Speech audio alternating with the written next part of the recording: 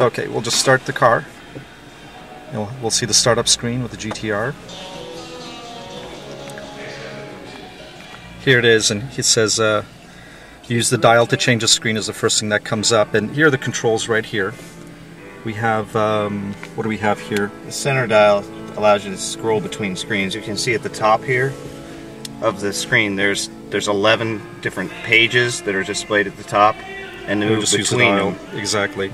There's a status, and there's a dial, and there's an enter in the center, and we actually have a screen off button right there, and we have a back button and a function button here. And actually, this screen is also, it's a touch screen, so we can do both, right? We can use the dial or the touch screen. The first 4 screens are the customizable screens. You can pick and choose what information is displayed there, and then the last 7, A through G, are set. What's being displayed on those is already preset. Preset, exactly. And we'll just go through each one of the screens one by one, I guess. And I guess we'll we're explain going to the go through the presets first, and then we'll go through the customization. Yeah, we'll go to customized customization stuff. This is a screen A, right? Go ahead. Yeah, screen A. The main one shows acceleration G's, G-force, how much G-force is being generated under acceleration. The upper right hand is the turbo boost pressure in PSI, and then the lower right hand screen shows the accelerator position, or throttle opening in percentage. Exactly. Screen B actually shows the main display is the braking force in G's, and then you've got a speedometer readout, a digital speedometer readout in the upper right. Lower right is the brake pedal percentage is what's being displayed there. Okay.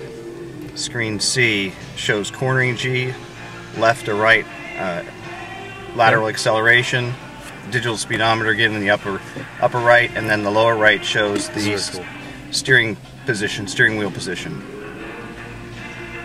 Okay. This is it's called gear efficiency, and this is the gear position. And when you're in first gear, second gear, it'll actually, these bars will slide, and it'll tell you if you're in the optimum fuel efficiency zone for that gear or not. Okay. So if you're in, let's say, second gear and you're in the red zone, you want to shift into third gear, it'll put you in the fuel economy, fuel efficiency. So it'll show you where you are actually in the gear. It's more for fuel economy, what gear you should be in for optimum fuel efficiency. And then again, the upper right's digital speedometer again, and the lower right is the actual gear position you're in. Yeah. It shows whether you're in automatic or manual mode. And here's a fuel efficiency graph is the main display on screen E. Yep. And then your actual fuel economy in the upper right in miles per gallon. Yep, actual. It's an average reading and then a graph. And then here you actually have a time log on the main display and a stopwatch function in the lower right. You still have a digital speedometer in the upper right hand screen. What's the purpose of the time log column? It's when you're lapping at the track, it can gives you a display of your lap time. Okay. And the last of the presets is actually marked as a driver's notes screen. Then it also upper right is a fuel range, how much distance you have left on that tank of fuel, and trip distance, how far you've traveled in the lower right for this screen. Exactly. And then you go back to the customizable screens.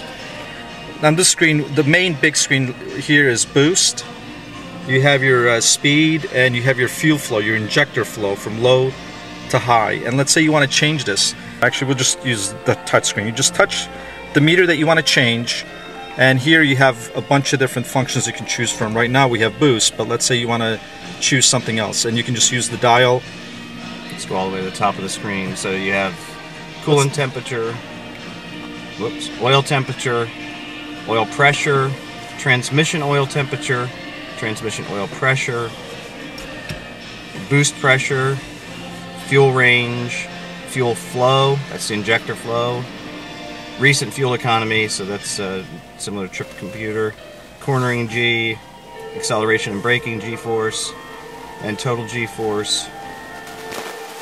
Okay, this is a reset. Just a reset of everything back to factory, because let's say we want to choose coolant, engine coolant temperature, and you just select that. And there it is. Now boost changes from boost meter to coolant temperature. You can do the same for any of those smaller gauges too. Engine oil pressure, and there it is. Engine oil pressure.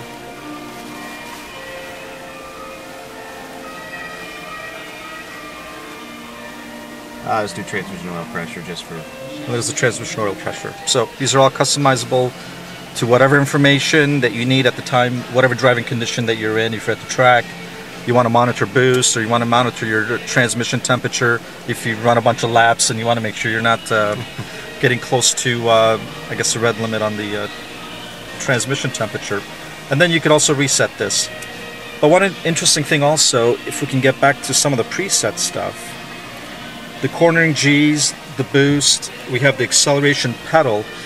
This is some of the same data that our engineers were collecting at Nürburgring. So they would take your steering angle position and where your throttle is and where your brake is to determine how easily you're getting around the track. And when we look at the data, let's say from a 911 Turbo, you can tell that the driver is really fighting the steering wheel. It's just steering angle is all over the map, whereas the GTR was very smooth, very little movement. So you can kind of compare where you are.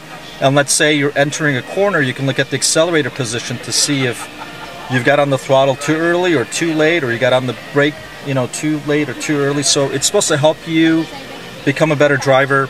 A big part of that is you can see if you're using the brakes to their full extent going into a corner. Yeah. You can see if you're pulling as many G's in the corner as you did the previous time through a particular corner. So there's lots of ways you can see if you're getting everything out of the car that's available.